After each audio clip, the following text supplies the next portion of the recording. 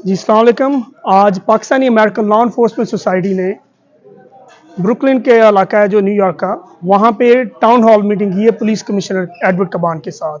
तो इस मीटिंग में ना सिर्फ एडवर्ड कबान आए थे बल्कि first deputy commissioner Tania Kinsella, उनके साथ chief of department chief Jeffrey Maddrey, और उनके बाद पाकिस्तान के कौंसल जनरल आमिर अतजई साहब, और उनके बाद और ज़्यादा जितने भी हमारे एग्जीक्यूटिव्स हैं, डिप्टी कमिश्नर, असिस्टेंट कमिश्नर, उनकी एक बड़ी तादाद ने यहाँ पे आए।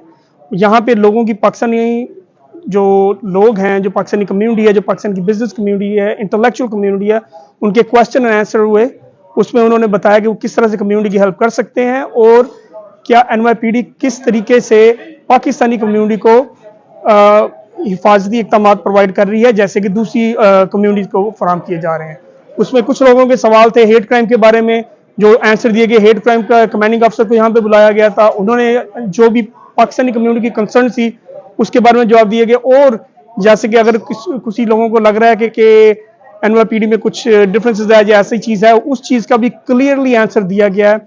और ये अपनी न्यूयॉर्क का पहला एक इवेंट था जहाँ पे जितने भी लोगों ने सवाल पूछे हैं उसके सब directly police commissioner, assistant commissioner या डिप्टी कमिश्नर ने जवाब दिया है। तो चीफ ऑफ डिपार्टमेंट यहाँ पे स्पेशली आए हुए थे, जो पूरे डिपार्टमेंट को हेड कर रहे हैं, जेफरी मैडी। उन्होंने भी काफ़ी सवालों के जवाब दिए। फर्स्ट डिप्टी कमिश्नर थे, उन्होंने भी जवाब दिए। DCPI थे नेविस, उन्होंने भी काफ़ी सवालों के जवाब दिए। यानी कि कोई ऐसा आदमी यहाँ पे नहीं आया जिसने कोई कंसर्न हो कि आई एम अमेरिकन पाकिस्तानी, या पाकिस्तानी अमेरिकन, या न्यूयॉर्कर के उसकी कोई भी उसके अंदर कोई भी सवाल आते उनको जवाब दिए गए हैं। और हर आदमी यहाँ से खुश होके गया है। और उनको अब एक जो पुलिस और कम्युनिटी के अंदर जो एक ब्रिज कायम हो रही है, उसमें पाज ने बहुत एक मजबूत काम कर दिया है कि अब पुलिस और पाकिस्तानी पब्लिक कम्युनिटी ये ऐसे इकट्ठे हो चुके हैं कि यहाँ पे एक तो इसका फायदा होगा कि हमारी यूथ है जो क्राइम नीचे जाएगा इस मीटिंग की वजह से। दूसरा जो होगा, हमारी जो यंग जनरेशन है वो पुलिस के अंदर जाने के लिए और कोशिश करेंगे, और उनके लिए आसानियां दी गई हैं। जैसा कि हमने पिछले 1-1.5 साल में 100+ पाकिस्तानी हैं जो NYPD को ज्वाइन कर चुके हैं। और यहाँ पे हमने पोस्टर लगाए हैं कि जो कुछ चीज़ें की हैं, और यहाँ पे एक्नॉलेज हुआ है कि आज के जो पाल्स है वो पिछले लास्ट 3 सालों से जिस तरीके से इस पाकिस्तानी कम्युनिटी को, पाकिस्तानी पुलिस ऑफिसर्स को लेके चल रही है, उसमें बैक टू बैक उनको 3 प्रोक्लेमेशन और साइटेशंस ना बल्कि सिटी ऑफ न्यूयॉर्क बल्कि स्टेट ऑफ न्यूयॉर्क से भी मिले हैं। तो ये एक अचीवमेंट पूरे पाकिस्तानियों की है। और इसमें हमने एक मोटिवेशन दिलवाया अगेन पाकिस्तानी पुलिस ऑफिसर्स को कि आप अगले एग्जाम लें। अगर आपको लगता है कि आपकी प्रमोशन नहीं हो रही तो आप एग्जाम लें। आप एग्जाम से सिविल सर्विस एग्जाम, और सब सिविल सर्विस एग्जाम ले रहे हैं। काफ़ी क्वेश्चन हुए हैं पाकिस्तानियों की प्रमोशनों के बारे में कि जिस तरीके से होनी चाहिए उस तरह क्यों नहीं हो रही या उस तरह कब होंगी। तो उसके भी जवाब कमिश्नर, चीफ ऑफ डिपार्टमेंट और फर्स्ट डिप्टी कमिश्नर ने उन्होंने बहुत खुले अंदाज में जवाब दिए हैं, और जितने भी लोग थे वो सेटिस्फाइड होके गए हैं। और जो पब्लिक सेफ्टी और हेट क्राइम के हवाले से कंसर्न शो किए गए, तो पुलिस डिपार्टमेंट का क्या कहना है? तो अब ये वो टाइम नहीं है कि यहाँ पे हेट क्राइम हो और पाकिस्तानी को पता ना हो कि हमने क्या करना है। अब यहाँ पे हेट क्राइम होता है, यहाँ पे पाकिस्तानी को पता है कि यहाँ पे Pakistani American law enforcement society है।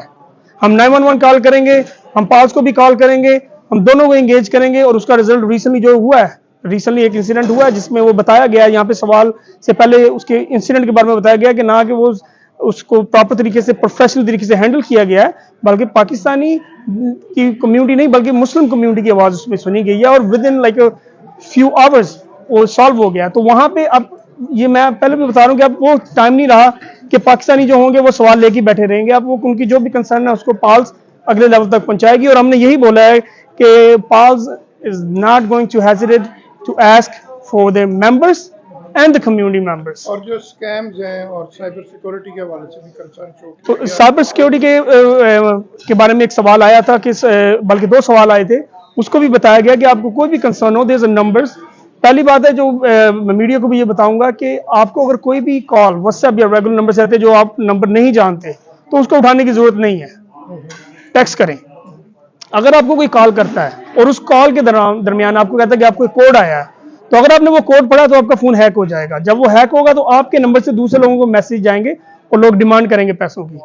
अगर आपके जानने वाले या फैमिली मेंबर भी पैसों की डिमांड कर रहे हैं तो आपको उनको जवाब देने की जरूरत नहीं है, उनको कॉल करें, सिचुएशन के बारे में पता करें। टेक्स्ट मैसेजेस के ऊपर कोई मनी ट्रांसफर या मनी ट्रांजैक्शन ना करें। और पाल्स के बारे में मुख्तसरन बताएं कि क्या है PALS? Pakistani American law enforcement society अब तो पूरे न्यूयॉर्क सिटी को बल्कि पता है, बल्कि नेशनल लेवल पे, बल्कि इंटरनेशनल लेवल पे भी हम नेक्स्ट NYPD ऑफिशियली ये पाल्स का ट्रिप लेके हम जा रहे हैं पाकिस्तान में। पीपल टू पुलिस कॉन्टैक्ट हमारे और मजबूत होंगे। तो ये चीज़ें जो हैं ये शुरू हो चुकी हैं और ये नेक्स्ट लेवल पे जा रही हैं, और ये इनमें हमें कम्युनिटी की हेल्प चाहिए और मिलजुल के काम करेंगे तो इसका रिजल्ट आपके सामने है। Don't forget to like, comment and subscribe.